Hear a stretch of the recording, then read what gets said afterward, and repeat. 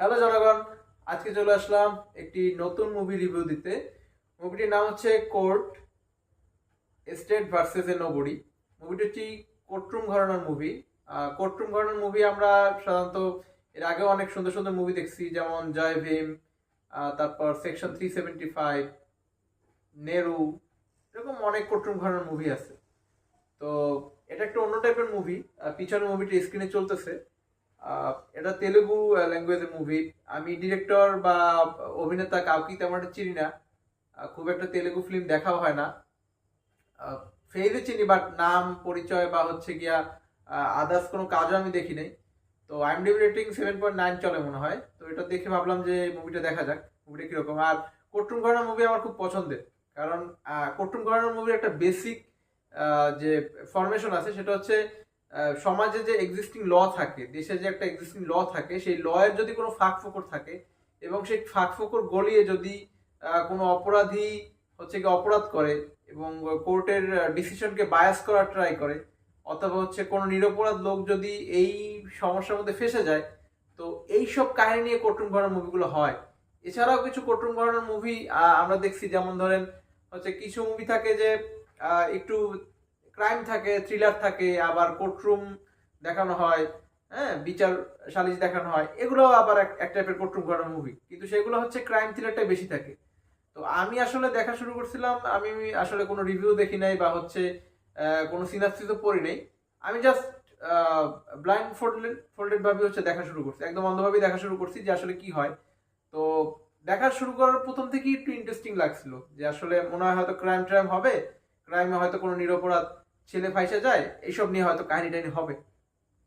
তো এখানে আসলে এটা হচ্ছে কোর্টরুম প্লাস হচ্ছে ড্রামা, এই দুটো মিক্স টাইপের একটা মুভি। এখানে যদি ছোটখাটো ভাবে যদি কাহিনীটা একটু বলি, সেটা হচ্ছে যে একটা প্রথমে যে ক্যারেক্টারটা আছে, নায়ক বলা যাবে না, ছোট একটা বাচ্চা ছেলেকে নিয়ে কাহিনী। তো ওই ক্যারেক্টারটা হচ্ছে পড়াশোনা করে না, খুব একটা পড়াশোনা করে না, বাসা দিয়ে হচ্ছে খুব ধমকের উপর রাখে যে কেন পড়াশোনা করতেছে না। ওর বোনের হচ্ছে ওর বোন পড়াশোনা করে, তো ওর বোনের যদি বিয়ে হয়ে যায় তাহলে ফ্যামিলিতে শিক্ষিত কেউ থাকবে না, এজন্য বাবা মা খুব বকাবকি করে।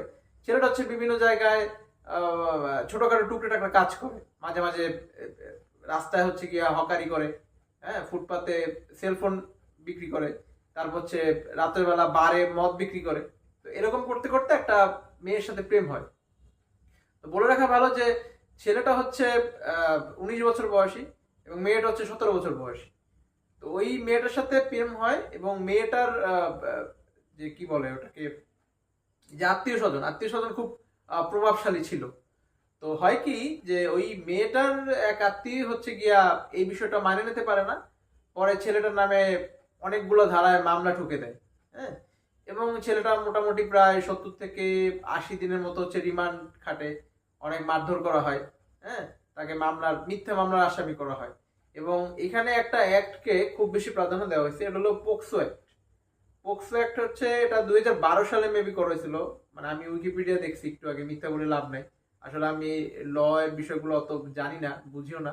তো এই অ্যাক্টের মোটিভ ছিল হচ্ছে যে যারা হচ্ছে নাবালক, অপ্রাপ্তবয়স্ক, তাদের উপর কোনো সেক্সুয়াল হ্যারাসমেন্ট বা হচ্ছে গিয়া কোনো ধরনের অপরাধ কর্ম যদি তাদের উপর কেউ করে, সেটা প্রোটেক্টের জন্য এই আইনটা করা হয়েছিল। কিন্তু এই আইনের একটা মিসইউজ হয়েছে, এই মিসইউজ হয়েছে এই এই টাইপের একটা কেস নিয়ে আসলে এই স্টেট ভার্সেস এ নোবডি কোর্ট, এই মুভিটা হচ্ছে তৈরি করা হয়েছে। তো আমি শুরুতেই বলছিলাম যে কোর্টরুম ড্রামার একটা বেসিক ফরমেশন হচ্ছে এটা, যে একটা সমাজে বা দেশে বিদ্যমান যে আইন থাকে, সেই আইনের যদি কোনো খুঁত দিয়ে কোনো কেস পরিচালিত হয় এবং সেই কেসের যে পরিণতি বা সেই কেসটি কিভাবে পরিচালিত হয়েছে, কিভাবে নিরপরাধ ব্যক্তি হচ্ছে সাজা ভোগ করছে বা হচ্ছে হ্যারাস্ট হয়েছে, এইসব কাহিনী কোর্টরুম ড্রামা মেনলি হয়। তো আমার ওই যে প্রথমে বললাম যে শুরুতে মনে করছিলাম যে খুব বেশি থ্রিল হবে, কাহিনী খুব বেশি পেঁচানো হবে, নন লিনিয়ার জাম থাকবে বিভিন্ন, লুফল থাকবে বিভিন্ন, অনেক কিছু চিন্তা করে মুভিটা দেখতে বসছিলাম। বাট এগুলো সবকিছুই আসলে মিথ্যা হয়েছে। মুভিটার একদমই সিম্পল কাহিনী ছিল এবং কিছু কিছু জায়গা দিয়ে মনে হয়েছে যে আরেকটু তারা জটিল করতে পারতো এবং আরেকটু ইমোশনালও করতে পারতো। ইমোশনাল করছে, মেলা ইমোশনাল সিন আছে ভিতরে, বাট আমার কাছে অতটা লাগে না। আমি আসলে প্রচুর পরিমাণ ইমোশনাল, প্রচুর পরিমাণ ভায়োলেন্ট অ্যাকশন, রকচটা সিন দেখে আসলে অভ্যস্ত। তো আমি মনে করছিলাম যে আরেকটি ইমোশন যদি অ্যাড করতো খুব ভালো হতো। তাও হচ্ছে আমি সবাইকে মুভিটা দেখতে সাজেস্ট করব। কেন হচ্ছে দেখতে সাজেস্ট করব, এখানে হচ্ছে খুব বেশি থ্রিলার নাই, খুব বেশি মাথা খাটানো লাগবে না। আপনি দেখতে চাইলে দেখতে পারেন, এবং দেখলে আশা করি একটা ভালো একটা বোধ কাজ করবে নিজের মধ্যে। এবং আসলেই যে এরকম হয় দেশে, মানে সেক্সুয়ালি হ্যারাসমেন্ট না করেও যে অনেক মানুষ ফেসে যাচ্ছে, হ্যাঁ, কোর্টে গিয়ে বিচার পাচ্ছে না, এটার খুব সুন্দর উদাহরণ আপনারা এই মুভিতে দেখতে পারবেন। আরেকটা বিষয় হচ্ছে যে এই মুভিতে আরেকটা দুইটা কাহিনী পরস্পর চলতে থাকে। একটা হলো যে ছেলেটা কিভাবে আসলে জেলে গেল এবং 70-80 দিন রিমান্ডে আসলে কিভাবে এসে পড়লো, এবং পিছনে আরেকটা কাহিনী চলতে থাকে যে আরেকটা ক্যারেক্টার থাকে, খুব পাওয়ারফুল একটা ক্যারেক্টার। সেটা হচ্ছে বলা যায় যে মুভির নায়কও বলা যায়। উনি আসলে সিনিয়র থাকে, কারণ উনি তো মেইন যে যে ছেলেটাকে নিয়ে কাহিনী, ও তো নাবালক। তো এর উপরে আরেকটা ক্যারেক্টারকে নিয়ে আসা হয়, প্রিয়দর্শী নাম মনে হয়। ও ও হচ্ছে থাকে একটা খুব বড় একটা লয়ারের অ্যাসিস্ট্যান্ট। মানে ও কখনো হচ্ছে আহ, পরিচালনা করে না, মানে কোনো কেস পায় না, ওকে কেউ কেস দেয় না, ওই লয়ারও দেয় না। তো ও হচ্ছে হঠাৎ করে ওই এই কেসটা পায় এবং এই কেসটা নিয়ে ফেলে। ও কিভাবে আসলে কেসটা সলভ করে এবং ওই ছেলেটা কিভাবে আসলে আহ, এই সমস্যার মধ্যে পড়ে, এই দুইটা কাহিনী মিক্স হয়ে এই মুভিটা হচ্ছে আগে। এবং আমার কাছে মনে হয়েছে যে মুভিটার যে ভালো দিকটা হচ্ছে যে মুভিটা শেষের দিকে কিছু ভালো ভালো মেসেজ দিছে। এটা সাধারণত হয় কোর্টরুম ড্রামার শেষের দিকে মেসেজ না থাকলে আসলে কোর্টরুম ড্রামা ফিলটা আসে না আসলে। তো মুভিটার শেষের দিকে যে মেসেজটা দিছে, যেহেতু পক্সো অ্যাক্ট নিয়ে হচ্ছে, চিলড্রেন অ্যাবিউস প্রিভেনশন যে একটা, ওই অ্যাক্ট নিয়ে, ওই আইনের ধারাটা নিয়ে যেহেতু মুভিটা, তো মুভিটার শেষে এটাই বলা হয়েছে যে শিশুদের নিয়ে যে এই আইনটা, অথচ শিশুরাই জানে না, এটা আসলে সমস্যা। এই কথাটা বলার পরে আমার আসলে একটা কথা মনে পড়ছিল। আমার বন্ধু, বলা যায় ভাইয়ের মতো, রুবায়েত। রুবায়েত এখন ভোলায় হচ্ছে জুডিশিয়াল ম্যাজিস্ট্রেট হিসেবে আছে। তো রুবায়েতের সাথে আমার অনেক দিনের পরিচয়, দীর্ঘদিনের পরিচয়। আমার মাঝে মাঝে ওর সাথে আইন বিষয়ক কথাবার্তা হয়তো, আগে একসময় হয়তো, এখন খুব কম হয়। তো আমি যখন একটা বিষয় নিয়ে প্রশ্ন করতাম, তখন ও বলতো যে আসলে আইন, মানে আমাদের জন্য যে আইনগুলো করছে রাষ্ট্র, যে আইনগুলো আমাদের প্রত্যেকটা ইন্ডিভিজুয়ালের জন্য কিন্তু আইন আছে, হ্যাঁ। তো আমরা আসলে এই আইনগুলো জানি না, এবং এই আইনগুলো না জানার ফলে আমাদের উপর মানে আমাদের রাষ্ট্র বলেন বা হচ্ছে আইন প্রয়োগকারী সংস্থা বলেন, এরা বিভিন্ন ধরনের দোষ চাপাই দেয় আমাদের উপর। এটা স্বাভাবিক, আমরা আইন জানি না দেখি তো আমাদের দোষ চাপাই দেবে, এবং আমরাও আসলে ভয়ে থাকি যে আসলে কি করলাম আর কি জন্য সমস্যায় পড়লাম, বা কি দায়ে আমাকে আটকে এনে যাচ্ছে, বা কি জন্য সাজা হচ্ছে। এই জন্য হচ্ছে আমাদের আইনগুলো জানা দরকার। তো আমার ভাই আর কি রুবায়ের, ও আসলে সবসময় বলে যে আসলে ভাই তুমি আইনগুলো আর কি জানার ট্রাই করো। তো ওই সময়তে আমার আসলে একটা কনসাসনেস আছে আইনের প্রতি, এবং আইনের প্রতি একটা ভালোবাসা আছে। ওই মেনলি হচ্ছে আমার আইনের প্রতি ভালোবাসা জাগানোতে অগ্রণী ভূমিকা পালন করছে।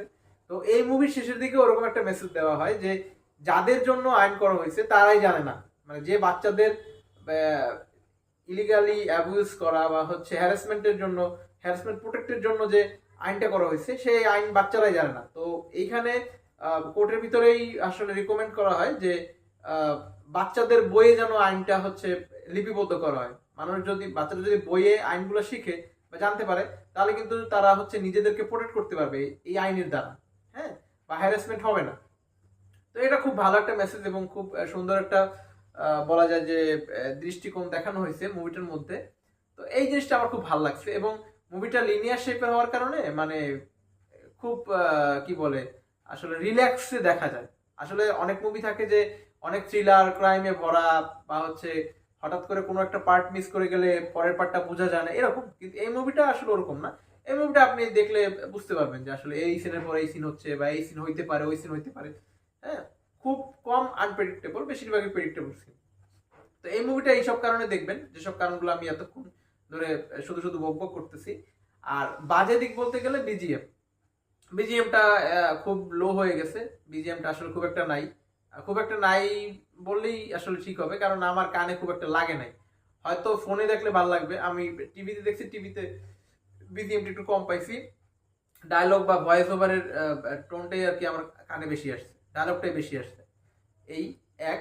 দুই হলো হচ্ছে সিনেমাটোগ্রাফি বেসিক লেভেলের, তেলেগু মালায়ালাম মুভির নর্মাল যে সিনেমাটোগ্রাফি হয় সেরকম আহামরি এখানে আসলে ক্যামেরা মুভমেন্ট বা কিছু দেখার মতো নয়, যেহেতু ড্রামা মুভিতে এত কিছু মুনশিয়ানা, ক্যামেরাম্যানের মুনশিয়ানা দেখানোর মতো কিছু থাকে না, এগুলা কাহিনী বা গল্প বেসড মুভি। আর থার্ড হচ্ছে যে আহ, আরেকটু স্ক্রিন প্লেটা যদি আরেকটু টুইস্ট দিত তাহলে হয়তো একটু ভালো লাগতো, কারণ একদম সিম্পল গল্পের স্টোরি তো, মানে যারা হচ্ছে ড্রামা টাইপ মুভি দেখে না, যাদের আসলে অভ্যাস নাই, তারা মনে হয় না খুব একটা ধৈর্য নিয়ে বেশিক্ষণ দেখতে পারবে। আমার খুব ধৈর্য আছে, এজন্য আমি দেখছি, বা অনেকদিন ধরে কোর্ট ড্রামা মুভি দেখি না, কোর্টরুম ড্রামা মুভি দেখি না, এই জন্য হয়তো আমি দেখতে পারছি। সবাই হয়তো বেশি দূর আগাতে পারবে না, কারণ আহ, এই যুগে এসে মানুষের কনসেন্ট্রেশন খুব তাড়াতাড়ি ব্রেক হয়ে যায়, মানে মানুষ চায় খুব ইনস্ট্যান্ট একটা কিছু পাইতে, খুব তাড়াতাড়ি তার নিউরনে একটা অনুরণন ঘটাইতে। আসলে আমি ওই দিক দিয়ে একটু ডিফারেন্ট, আমি চাই যে একটা সুন্দর কাজ দেখতে, বা সুন্দর একটা কাহিনী জানতে, বা একটা শিক্ষা নিতে। তো এক্ষেত্রে এই জন্যই এই আগ্রহ নিয়ে আসলে আমি মুভিটা দেখছি। তো যারা দেখবেন এইসব বিষয় মাথায় রেখেই দেখবেন, আমি আর কিছু বলতে চাই না। তবে যেটা বলতে চাই যে কোর্টরুম ড্রামাগুলা খুব সুন্দর হয়। এই কোর্টরুম ড্রামা দেখে আপনি একটা সুন্দর লেসন পাবেন, যে লেসনটা হয়তো ফিউচারে আপনার কাজেও আসতে পারে। তো আজকে আপাতত এ পর্যন্তই। আরেকটা মুভি দেখা শুরু করছি, নাম হচ্ছে dragon, Tamil movie maybe. Hindi ডাব দেখতেছি, আমি আসলে ডাবিং দেখি না, কিন্তু এখন দেখা লাগতেছে। তো দেখি, দেখার পরে অবশ্যই এটার রিভিউ দিব আপনাদেরকে। আপাতত আজকে এই পর্যন্তই থাক, বিদায়, ভালো থাকবেন সবাই।